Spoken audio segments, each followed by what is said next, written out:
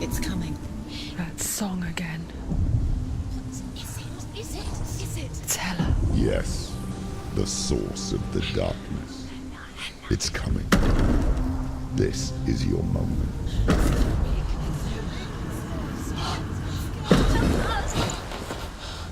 I'm sorry. I can't watch this. What are you doing? You're showing weakness. You're not a warrior. You're a disgrace. The gods will punish you for this. Pick up the sword. Pick it up. Fight the darkness. Fight it. Get up. Get up. Get up and fight.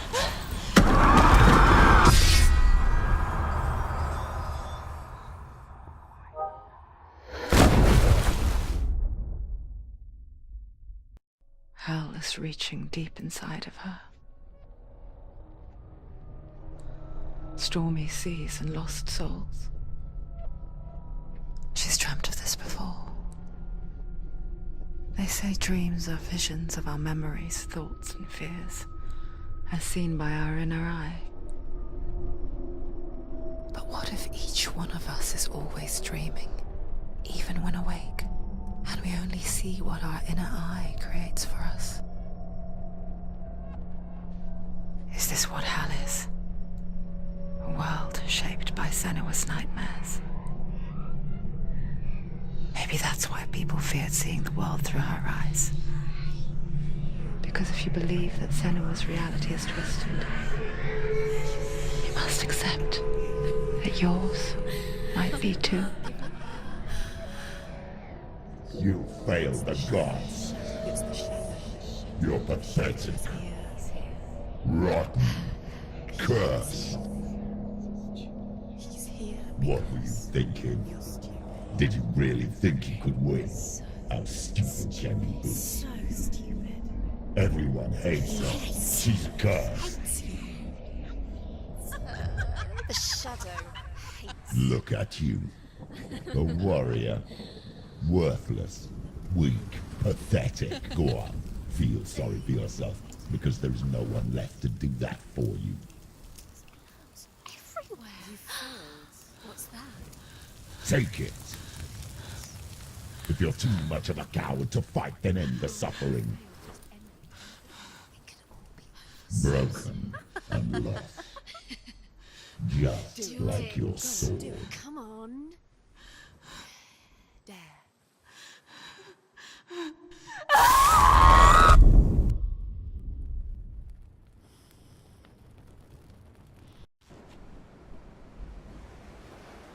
Why go on when you give everything and face that which torments you, only to find that it is worse than you could have imagined? Why go on? Is it really so weak to ask this? Or are we just so afraid of the honest answer that we do not dare pose the question? Sometimes the answer lies in a memory, a feeling, a song.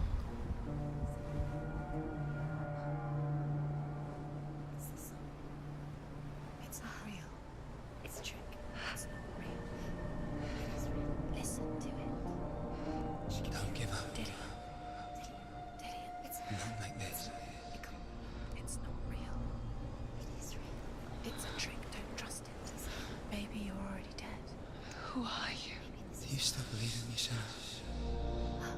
No, it's not. It's a trick. She knows it's him. It's a trick. He's already dead. You know it's him. He can't be here. It's impossible.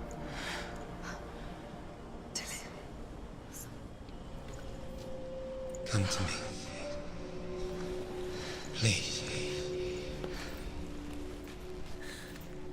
The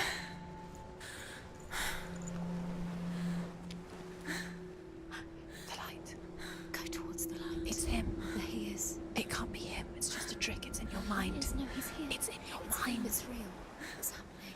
Go towards it.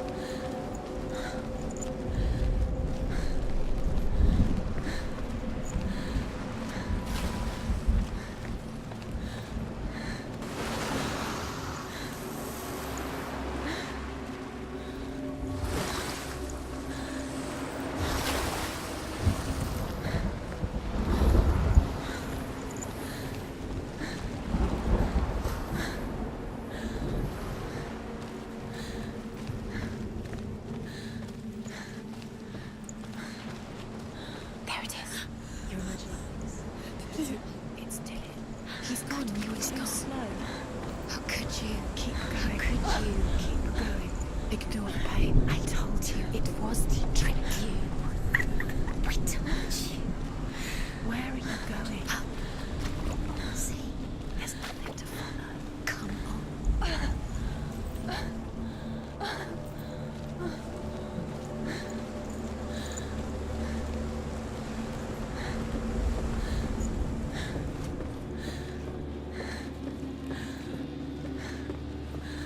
Before she first met him, she was not in a good place. Just a teenager, but not like the others. Barely functioning, she rarely left the house. Her father Zinbal made sure of that. Only occasionally did she venture out on her own, collecting firewood and herbs, errands out in the Orkney Plains. That was her world. Like this one. Barren and lonely.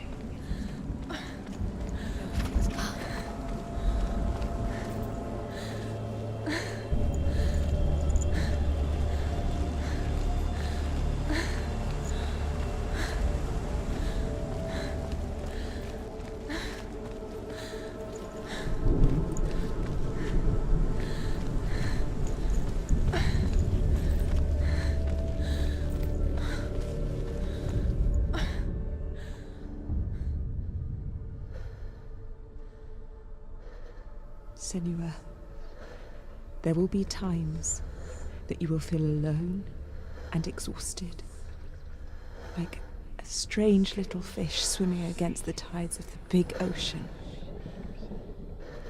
But have the faith to let go and let the tide carry you away. Because the whole ocean is your home, and it does not ask you to swim against it.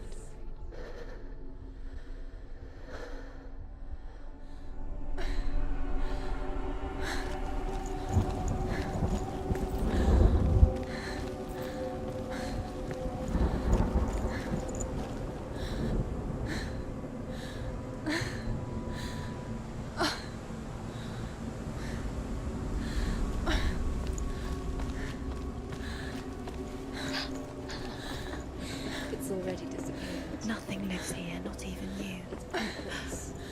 It's in your mind. You think you can see it, but it's in your mind. There he was. The lone figure of a boy. He's there, under the tree. Swordplay under the shade of a tree. She remembers the first time she saw him. To her young eyes, he moved as if dancing, and the world danced with him. The gloom lifted.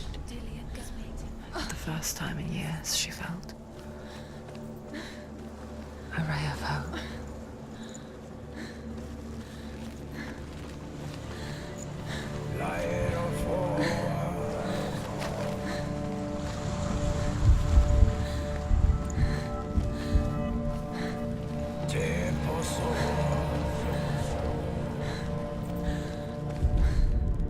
The Northmen tell of a great hero.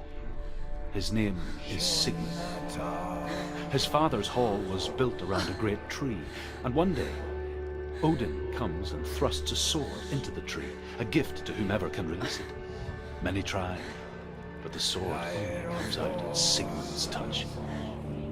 His brother-in-law, King Siggeir, wants it, but Sigmund refuses him, so King Siggeir plots revenge.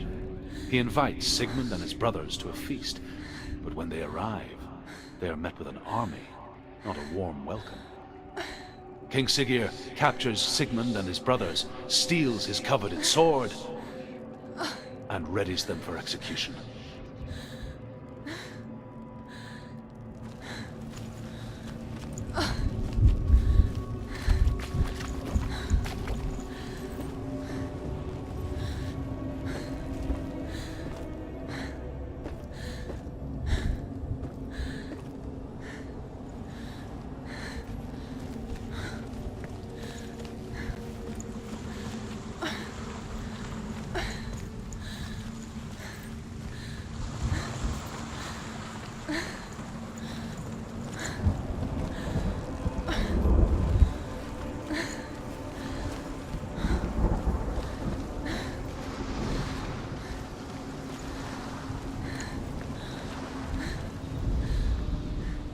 for Sigmund and his brothers seems certain.